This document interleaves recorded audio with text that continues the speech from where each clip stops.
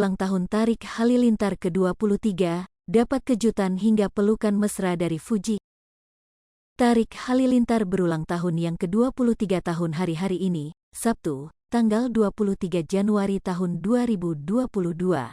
Di momen pertambahan usia itu, adik Atta Halilintar mendapat kejutan istimewa dari wanita yang kini kerap menghiasi hidupnya.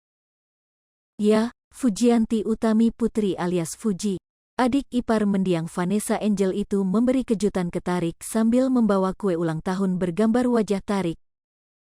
Melalui kanal YouTube Tarik Halilintar, Fuji yang mengenakan baju berwarna hitam dan celana jeans pun langsung memberi kejutan ke Tarik yang saat itu baru saja selesai nge-gym.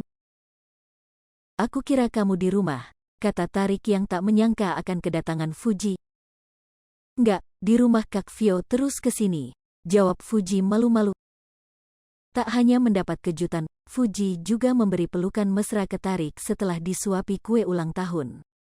Sementara di akun Instagram Fuji, dia mengunggah foto kebersamaannya bareng Tarik saat makan malam bersama.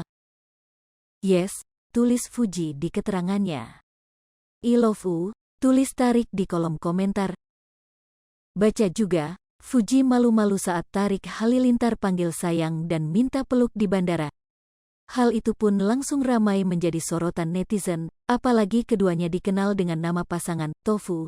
Banyak dari netizen yang menyebutkan bahwa keduanya telah berpacaran.